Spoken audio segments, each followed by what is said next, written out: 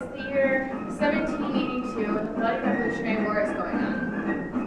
And many of our country's brave young men are out there fighting for the red, white, and blue. One of them happens to be 16-year-old Robert Shirtlip. Now, Robert isn't your ordinary 16-year-old boy. In reality, he's actually a 21-year-old woman. Me. My name's Deborah Sampson, and this is my story on how I impersonated a man and stood up for women's rights, promoted women to stand up for what they believe in. My father died when I was about 5 years old. He left for sea on a great voyage, never to return. My mother was left to care for 7 children. She couldn't do that. She fell ill with the grievances of father's death. So, back then, we didn't have the IRS or CPS. I was sent off to be an indentured servant to pay for all of her debts. I was sent off to live in 3 different homes. First was my mother's cousin. It was an okay home, I suppose. I mean, I cooked, I cleaned, I took care of everything that a normal housewife would do. I was 5, 6, 7, 8. By the time she kicked me out, I was 8 years old. I went and I spent time with an old spinster, Mr. Filler. I was with her for, I want to say about a year or 2, until she died. Well, I was then sent to my 3rd and final home, Deacon Jeremiah Thomas's home. That was probably the best home for me to be in. I grew up with 10 brothers. We went to church every weekend or every Sunday. He was a strict Catholic. You had to do everything as told, no questions asked. I worked in the fields all summer, and during the winter, I weaved. I learned many valuable skills through that family. Through the 10 boys is how I got an education. The deacon didn't approve, so I didn't get my education in secret. I actually liked that. It made my life seem more mysterious. Well, I was about 18 years old. I was so excited for freedom. I had nowhere to go. But you can imagine, for being an indentured servant for 10 years, paying off my mother's debts, I wanted out. And I wanted out bad. So, I left. I worked as a school teacher in the summers and a weaver in the winters. I lived in the homes of the charitable until they would kick me out in the streets and I'd have to find somewhere else to live. It wasn't the best life, but I made do. I survived that way for about 3 years. Can you imagine? Oh, it was awful. But, you know what? I was no longer an orphan, I was all on my own. I could do this. It was early in the year 1782 that I got the idea to enlist. So I borrowed my friend Nathan's clothes, 1 article at a time, and I used my sewing skills, and I replicated my own clothes. Well, back in Middleborough, that was where I had to enlist. It was Middleborough, Massachusetts, my hometown. And on that fateful day, I walked up, and that was the day I was born. Poor old bloke didn't last very long. I was discovered by one of the mothers of some twins I taught in schoolyard. She recognized me. She said, "Well, I only know of one person who holds a quill like that. And that's Deborah Sampson, the schoolmaster. She holds a quill with her middle finger stuck from a farm accident when she was a child."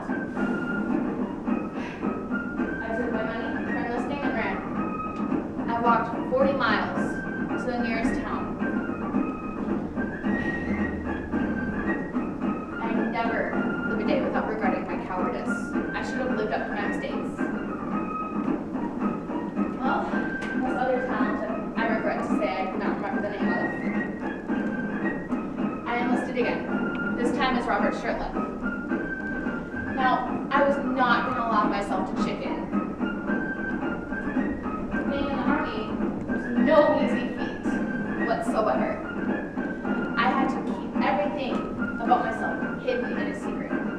walk with a sway in my gait. I had to make sure that my chest was binding tightly. I had to mimic everything about a guy.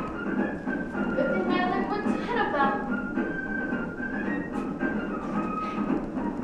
Well, it was about, I want to say, 8-year-old.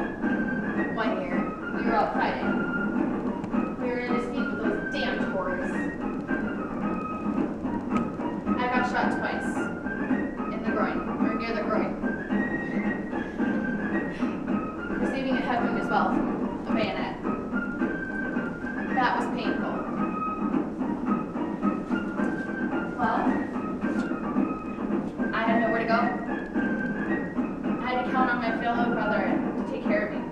They insisted that I be brought to the nearest field hospital. Now, I didn't exactly want to because I was scared of being caught, being sent to the gallows for treason. You can imagine my fear. I was impersonating the role of a first-class citizen. Well, I was a second-class citizen. It was crazy. Well, when I was brought to the hospital, I was taken care of, and I was asked if I had any more wounds I needed attending to. I lied. I said I was fine. It took every ounce of the head to every fiber of my body to not cry out when I hid in a thicket, pulled out my pocket knife, and exhumed one of the muscle balls who created my life. The other was too deep. I just didn't get it without surgery. Fear of discovery, I left it.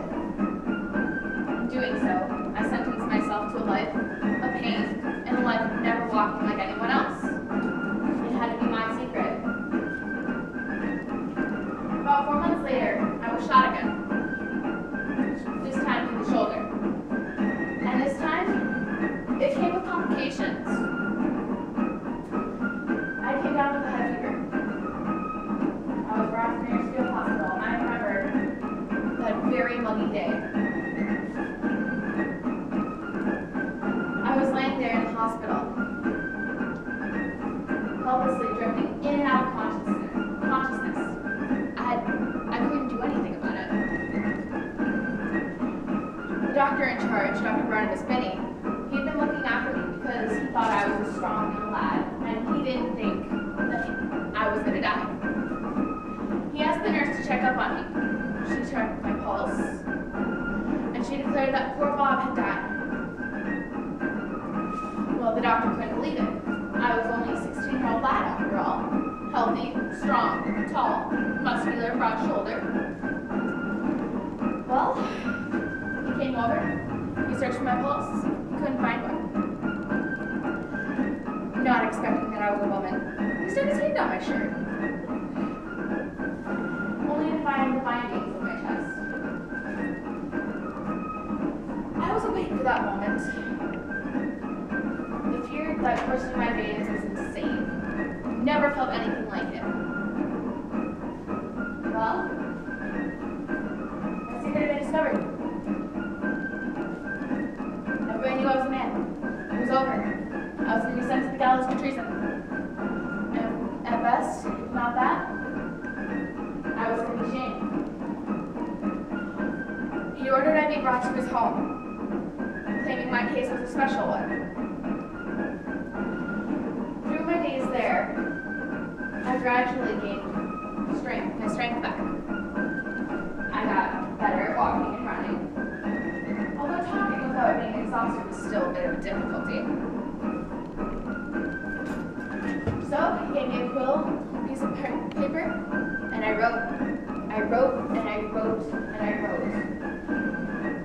It was as if the quill was telling my story with no effort or thought. I still remember the day that he declared I was healthy enough to go back. He handed me a letter. It felt like lead in my hand because I knew it contained my entire future. He told me that he wasn't going to be able to lie. He was with the military. He couldn't lie. He could lose his life if he did. Well, I was sent off to go see General George Washington. The general was a kind man, stout, very strict. He didn't say anything. He just handed me a letter, and in that envelope was an honorable discharge to Robert Shirley for brave acts of heroism. When I went home, my mother was ashamed, disgusted with me. She couldn't stand to see my face. I was turned out to the streets again. It was soon after that I met my husband, Benjamin Gannett. Now, Ben was a great man. He was a farmer, kind of poor, but when we got married, we made do. I had 4 children. Earl, Mary, and Patience I gave birth to, and we adopted little Susanna Baker. We were poor, very poor, especially with the children.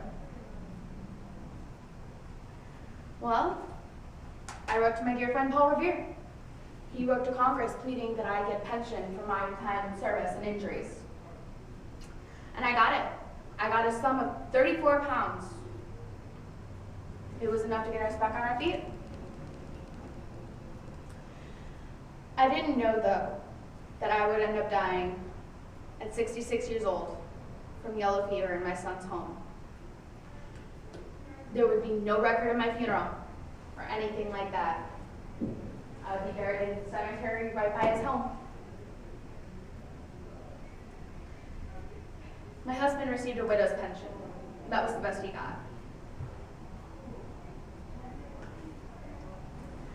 You can now see my leadership and legacy in the eyes of any woman soldier that you meet on the streets or in the airport today. Just look in their eyes and you can see the fact that they are happy they can be serving their country. And I was very happy to do my duties and serve my country and fight for what I believed in.